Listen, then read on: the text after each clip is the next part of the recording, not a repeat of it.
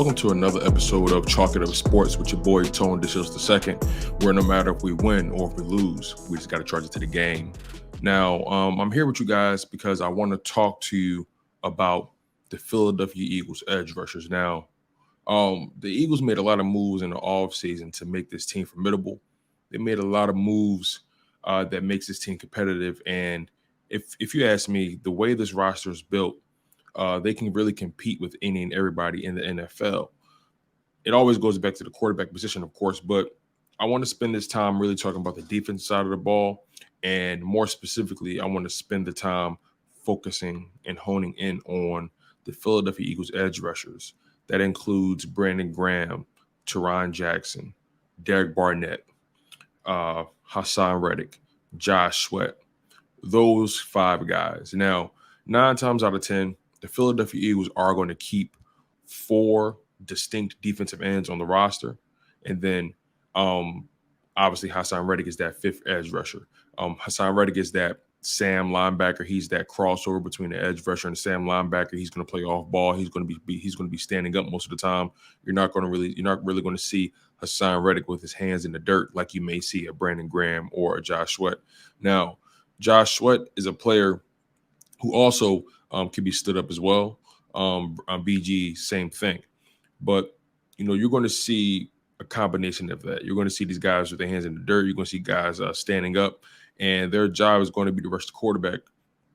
The Philadelphia Eagles haven't been one of the better teams when it comes to getting to the quarterback. Let's think about 2021. The Eagles were ranked almost dead last. Specifically, they were ranked 31st in the NFL when it comes to getting to the quarterback. That's not pressures I'm talking about. I'm talking about the sacks. The Eagles were one of the worst teams when it came to getting sacks off of the offense, and that just can't happen. That's really out of character for the Philadelphia Eagles. The Philadelphia Eagles have regularly been a top 10, at minimum, top 10 sack team, and usually they've been a top 5.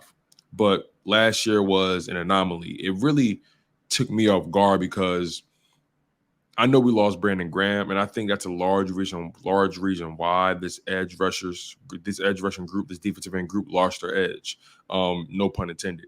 I just think Brandon Graham was the heart and soul of that defensive line, especially the edge rushers.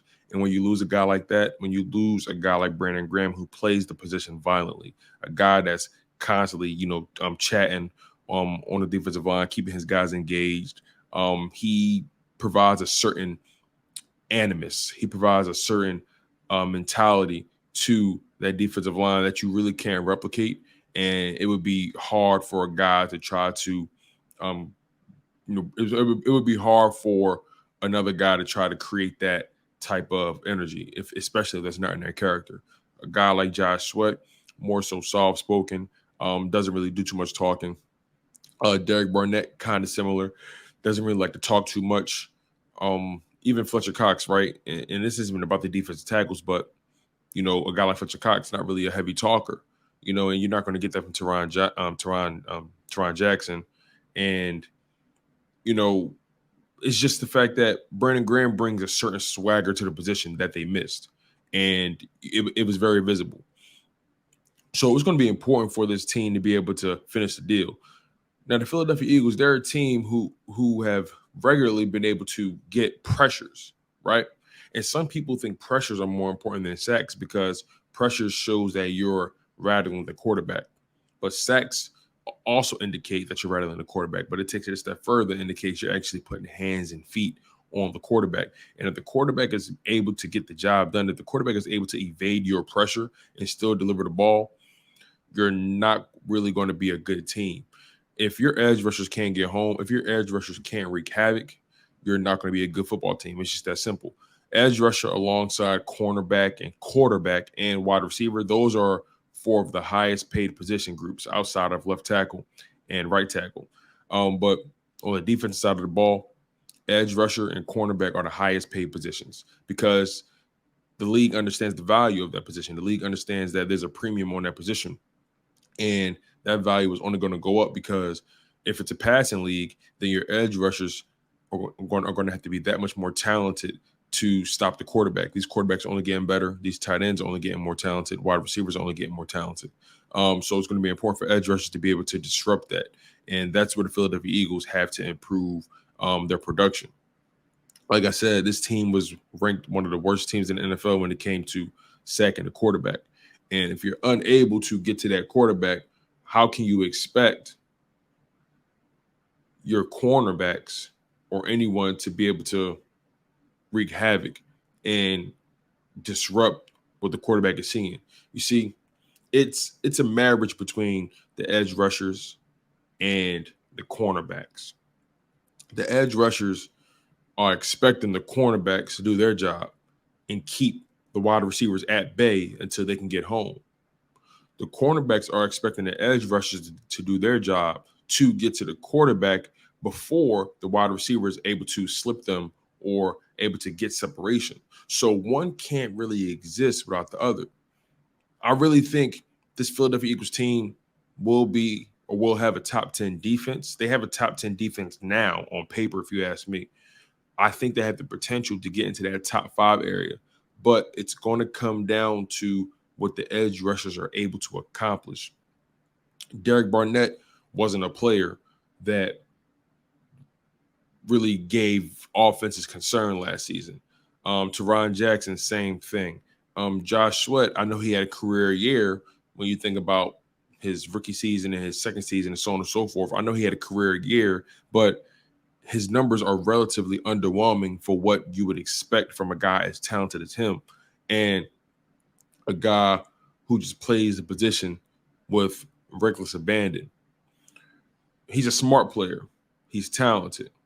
But Josh Sweat, he always gets just close enough. And then the quarterback delivers the pill. And then it makes it really hard for other guys to really, do their job. So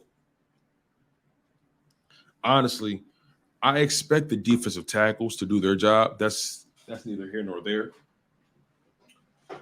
The D tackles are going to do their jobs. But the edge rushers have to finish the deal. You see, that's where Jordan Davis, Fletcher Cox, all those guys come in. They're going to set it up. Javon Hargrave, they're going to set it up for the edge rushers. They're going to collapse that middle of the pocket. That's a fact. But the edge rushers have to come in. You have talent on that defensive line, but the edge rushers have to lay the hammer. The edge rushers have to finish the deal. And there are 2 guys on this defensive line from the edge rusher position. There are 2 guys that I feel like need to have spectacular seasons if this Philadelphia Eagles team is going to be dominant from a defensive perspective. Before I say those 2 names, make sure you guys smash that like button. Make sure you guys remain engaged in the content.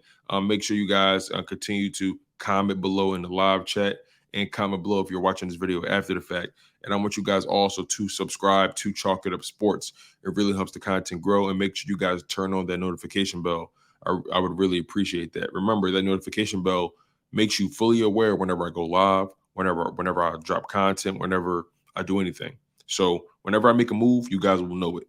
Turn that notification bell on, but you only can turn it on if you subscribe to the content. So make sure you guys are subscribed to Chalk It Up Sports, where no matter if we win or if we lose, we just got to charge it to the game.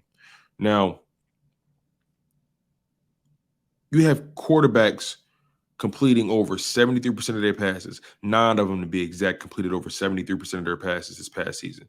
And to take it a step further, I believe 5 of those 9 completed over 80% of their passes.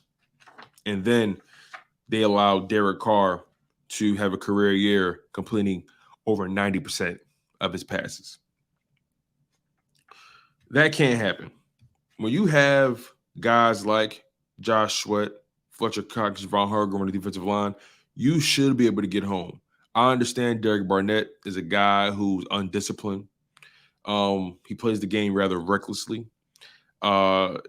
Sometimes what you want on that defensive line is you want controlled chaos. You want guys who know how to remain disciplined, that understand their technique, understands their keys and their assignments and their gaps. But also you want them to be able to get home and not cause penalties, not set the defense back. You want a guy who's able to create a play and also prevent a play from being made against them. You know what I'm saying? So Derek Burnett was a guy who wasn't able to do that. Derek Burnett has relatively had an underwhelming career for a first round pick. But if Derek Burnett wasn't a first round pick, he would be considered a solid pickup. But because he was a first round pick, it's hard for us as fans, right, to look past his deficiencies. If Derek Burnett was a second round pick or a third round pick, the Philadelphia Eagles would be totally happy with his production and the way he plays the game. But I don't think no matter what round you played, you were drafted in, if you're committing more penalties than sacks you're creating, then that's a problem. And that's cause for dismissal. If your defensive line, if your teammates, if your coaches can't trust you to remain disciplined, then how can you be on that field, right? But when you allow quarterbacks to complete over 80% of their passes, and look, let's really put it into perspective, right? The Eagles were the worst team in the NFL when it came to completion percentage for the opposing quarterback. The Eagles were ranked dead last in opposing quarterback completion percentage. They allowed quarterbacks to complete 69.9% of their passes in 2021. You might as well round it up. They allowed quarterbacks to complete 70% of their passes. If any quarterback is completing 70% of his passes on any given Sunday, he's going to be the MVP. We were allowing quarterbacks to have MVP level games against us. Justin Herbert, Derek Carr, Patrick Mahomes. I can go on and on. Tom Brady. You dig what I'm saying? So that speaks to lack of physicality on the line of scrimmage from the cornerbacks. That speaks to not being able to disrupt the quarterback's rhythm, not knocking him off his spots. You see, quarterbacks are trying to get to their spots. Quarterbacks are trying to maneuver in that pocket and create passing lanes. If you knock quarterbacks off their spots, if you force them to make a decision a split second quicker than they wanted to make it, or a split second later than they wanted to make it, you're doing your job as a defensive line. If you get home, that's icing on the cake. This defensive line has to create havoc. And two guys that I mentioned before, two guys that I feel like need to have great seasons, that need to, in my opinion, that need double-digit sack seasons are Hassan Reddick and Josh Sweat. Hassan Reddick was brought here for one reason and one reason only, to get sacks, to wreak havoc on the quarterback. And that's what he did. Hassan Reddick, he first got into the league with the Arizona Cardinals, excuse me. His first stint in the league was with the Arizona Cardinals for 4 seasons. His first few seasons, he wasn't really able to break through because he was essentially playing out of position. When he was with Temple, he was an edge rusher. That's how he got drafted in the first round. That's how he was able to be productive. But when he went to the Cardinals, they had him playing off ball, had him dropping back in coverage, had him playing man to man, had him focusing more on defending the run. That's not really his style. He's not really the biggest edge rusher. Now, he has put on more muscle this offseason, going into the 2022 season, but it took him a while to grow into his body, his NFL body. But the Cardinals had him playing out of position. It wasn't until his final season with the Cardinals that he was able to break through, and he had his best year by far. He had more sacks in 2020 than he did in his first 3 seasons combined in 2017 to 2019. 2017, 2.5 sacks. 2018, 4 sacks. 2019, 1 sack. 2020, he jumped to 12.5 sacks. And then in 2021, when he went to the Panthers for 1 season, he had 11 sacks. So he's shown an ability to get to the quarterback. He understands pass rushing. He understands leverage and so on and so forth. He knows how to sink his hips and bend that corner. He knows how to get around that hula hoop. So Hassan Reddick, him having a big season is going to mean a lot for the Philadelphia Eagles. Hassan Reddick is one of the players that needs to set the tone. Josh Sweat, on the other hand, a guy who, in my opinion, is more talented than what he's shown us. He's more talented than what his numbers say. And it's not always about the numbers. Like I said, if you can get pressures If you can force the quarterback off his spots, if you can force him to make a split-second decision faster than what he would like or slower than what he would like, you're doing your job as an edge rusher. But sacks are one of the more simplistic ways of keeping track of a guy's production on the edge. A guy can get sacks, but his team is not really doing well. So, but sacks are a key indicator for a guy being able to get to that quarterback and make him uncomfortable. The more you hit them, the bottom line is, the more you hit a quarterback, the more on edge he'll be. If you can speed up that clock in his head, you see, quarterbacks play the game with the clock in their head. They're trying to get that ball out of their hands in about 2 to 3 seconds. At 3 seconds at the most. If a quarterback is holding that ball for more than 3 seconds, your defensive line is not doing their job. You have to force quarterbacks to make split-second decisions. If a quarterback is able to get rid of that ball quickly, that means one of two things. That means that you forced him to get rid of the ball quickly, or he was able to make his read and someone was open that fast. So it's a hand in glove fit, like I say, with the edge rushers and the cornerbacks. Those two positions are so contingent upon each other. But a guy like Josh Sweat, he had 7.5 sacks in 2021. He played a career year. That was his first year starting as an edge rusher. And he got even more snaps when Brandon Graham went down. And he made the Pro Bowl. So it was a successful season for himself. But 7.5 sacks, I believe he's better than that. I believe Josh Sweat is a 10-sack guy at minimum. He has the talent to be a 10-sack guy regularly. And he's entering the 5th year of his career. It's about time Josh Sweat takes his game to another level. And being next to a guy like Hassan Reddick, with BG coming back, you got a young guy in Tarron Jackson who's continuing to get better. And I feel like he's definitely going to make this roster. He's a key rotational piece on the edge. You got Burnett, a guy who knows how to be violent at the position, just has to remain more disciplined. I just feel like Josh Sweat and Hassan Reddick, those two guys, they have to have career seasons. They have to have spectacular seasons on the edge. We just need Hassan Reddick to do what he's been doing.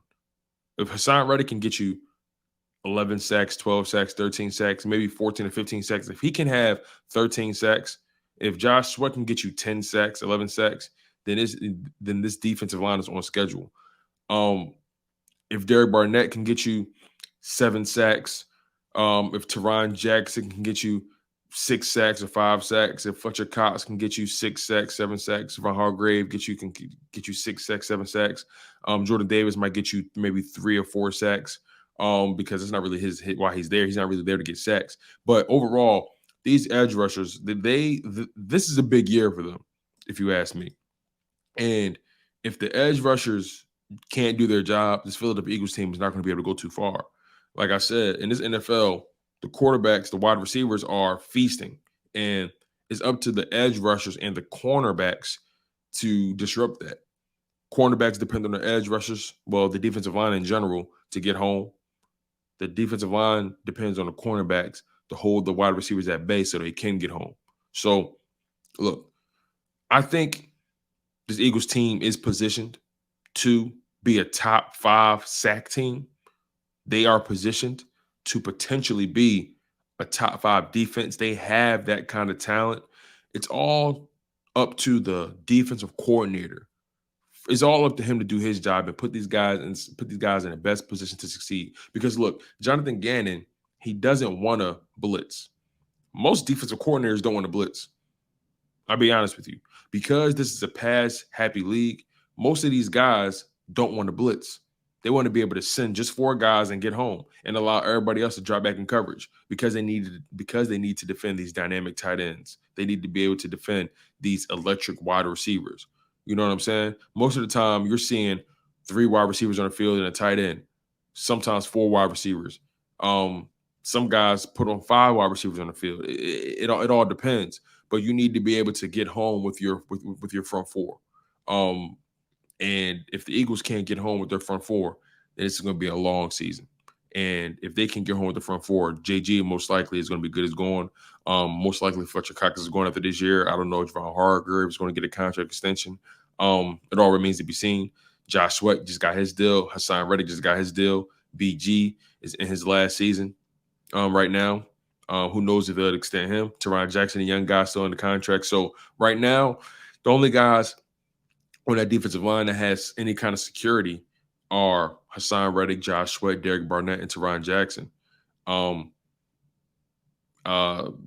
Jordan Davis has security, but Fletcher Cox and BG, those guys don't really have the most security. Also, a guy like Milton Williams, he's a hybrid. He's going. I didn't talk about Milton Williams at all. Milton Williams is that guy who plays. He's a tweener, right? Has the technique and the speed to be able to be an edge rusher, to be a defensive end, but also has the size and the strength to be a defensive tackle. So you're going to most likely see Milton Williams on the inside, on the outside. You're going to see moments where you see BG on the inside and him on the outside. See, this defensive line is so talented. They're so deep, and you can mix and match guys depending on what you're trying to accomplish. But I think it's going to be so important for these edge rushers specifically to be able to get home and do their jobs. And I'll leave it at that, you guys. Make sure you smash that like button. It really helps the content grow. I'm always grateful for your support. Make sure you guys comment as well. I love chatting with you guys, and I love picking your brains about football. And make sure you guys are subscribed to Chalk It Up Sports, where no matter if we win or if we lose, we just got to charge it to the game. Make sure you turn on that notification bell. One love, stay humble, stay healthy, and most importantly, stay hungry. And fly Eagles fly.